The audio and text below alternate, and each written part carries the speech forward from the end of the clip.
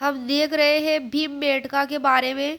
ये मध्य पाषाण कालीन स्थल है जिसे मीजोलिथिक एज कहा जाता है। मध्य पाषाण काल को मीजोलिथिक एज। भीमबेटका जो है रायसेन जिला एमपी में स्थित है और उसकी खोज की थी विष्णुधर वाकणकर ने। किसने की थी? विष्णुधर वाकणकर ने भीमबेटका की खोज की थी 1957 में। विष्णुधर वाकणकर को भारत में पाषाण काल का पितामह कहा जाता है। क्या कहा जाता है? पाषाण काल का पितामह। यहाँ से परवर्ती एशुलियन से मध्यकाल तक कुल 7 कालों के विकास का एक अविच्छिन्न सांस्कृतिक क्रम देखने को मिलता है भीमबेटका में। कला और कर्म कांडों का नाटकीय साक्ष्य इसके सभा कक्ष मतलब गुफा ऑडिटोरियम केव से मिलता है।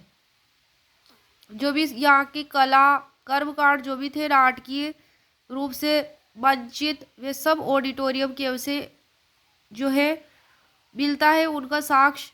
इसी सभा कक्ष से 25 मीटर लंबी सुरंग 3 द्वार वाला कक्ष और एशुलियन चरण की पत्थर की दीवार के निर्माण का साक्ष्य प्राप्त हुआ।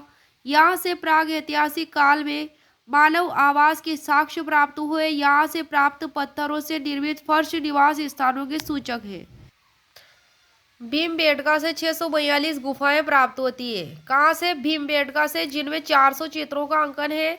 या उन चित्रों को प्राचीनतम माना गया है जिसमें नीले रंग का प्रयोग हुआ है। यहाँ चित्रों का निर्माण उच्च पूर्व पाषाण काल में प्रारंभ हुआ, लेकिन सर्वाधिक संख्या में जो यहाँ चित्र मिले हैं मध्य पाषाण काल के चित्र मिलते हैं भीमबेटका में। भीमबेटका से वराह का चित्र और गणेश जी का प्राचीनतम चित्रांकन मिलता है।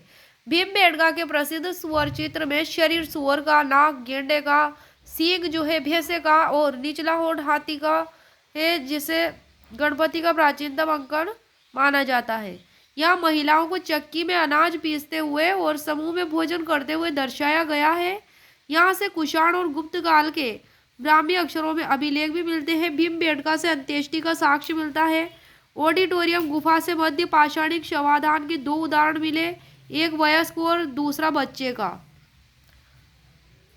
बच्चे के गले में गुरियों की माला थी तथा उसको दफनाते समय मांस अर्पित किया गया था। यहाँ से चेल्सडेनी से बनी तसरी और चेल्सडेनी से निर्मित ज्यामितीय औजार मिले हैं। यहाँ जंतुओं की कुल 29 प्रजातियों का चित्रण हुआ है। कहाँ पे? भीमबेटका में।